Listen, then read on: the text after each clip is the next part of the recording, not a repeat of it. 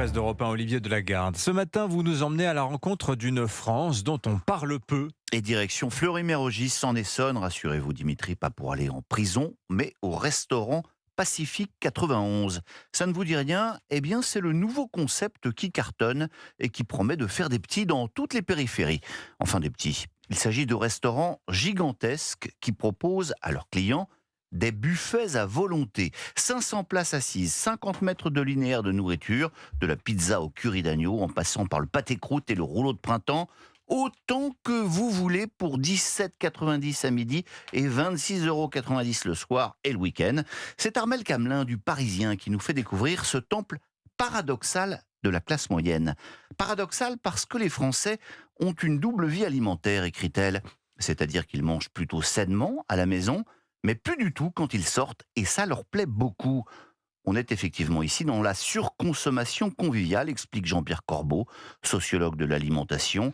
Il y a dans ces lieux une mise entre parenthèses des injonctions environnementales. Les clients que l'on rencontre, précise-t-il, ont souvent des discours du genre « il y en a marre de l'environnement ». Ici, les Français expérimentent la jubilation à surconsommer et sont dans une logique de revanche sociale. Article passionnant dans les pages Île-de-France du Parisien. Mais pourquoi nous parler ce matin des classes moyennes, Olivier? Eh bien parce que c'est à elle que va s'adresser le Premier ministre cet après-midi. Discours de politique générale, et ce sont les classes moyennes qui seront au centre des préoccupations, affirme Lacroix. Alors d'abord, de qui parlons-nous? Pour faire simple, les classes moyennes représentent ceux qui se situent entre les 30% les plus pauvres et les 20% les plus riches, explique Louis Morin, directeur de l'Observatoire des inégalités. On y trouve ce que l'INSEE appelle les professions intermédiaires, mais aussi des ouvriers qualifiés jusqu'aux enseignants. Mais le plus important, c'est leur moteur. Les classes moyennes se sont construites au XXe siècle sur une aspiration à l'ascension sociale. Résultat du travail, de l'épargne, du mérite, bref, une récompense de la vertu, écrit Nicolas Senez. Or, ces dernières années, ce modèle semble remis en cause.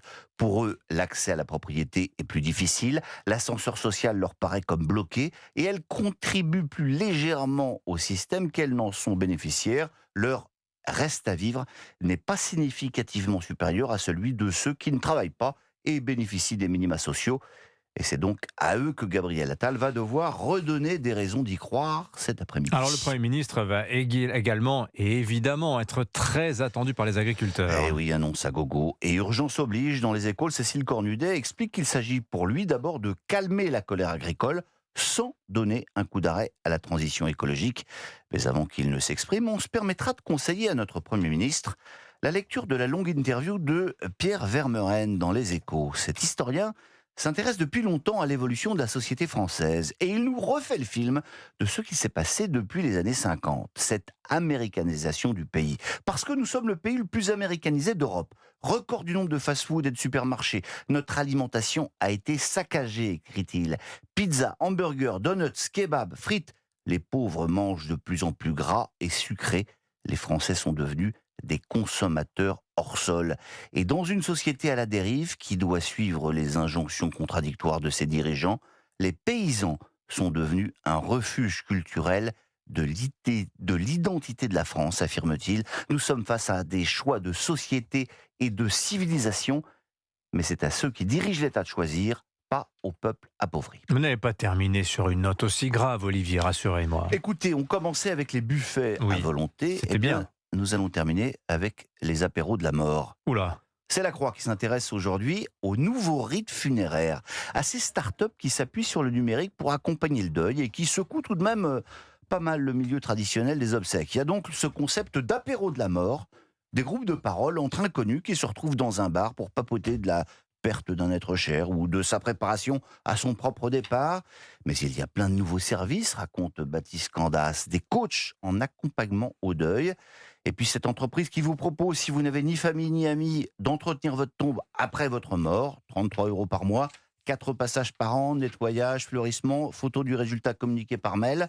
Mais ma grosse préférence va quand même à cette start-up qui s'occupe de gérer vos réseaux sociaux après votre mort.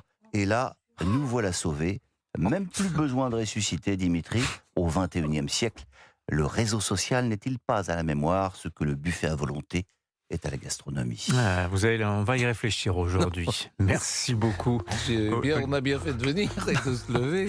Non mais vous avez Ce manqué matin, le début, c'était très bien le restaurant. L'apéro de la mort, dans Oui. le temps, dans les campagnes, il y avait toujours une sorte de... On appelait ça vin d'honneur, Eh ben, après, ouais. où les gens se réunissaient ensemble pour... dans les campagnes dans les années 70, dans les enterrements, je me souviens très bien, après, tu avais un déjeuner. Mais là, C'était c'était une gratuit. Là, maintenant, tradition. il Maintenant, faut c'est payer plutôt faut buffet, payer une c'est plutôt entreprise. buffet. C'était une tradition séculaire. Bon, Pascal Pro et vous, c'est à 11h sur Europe 1.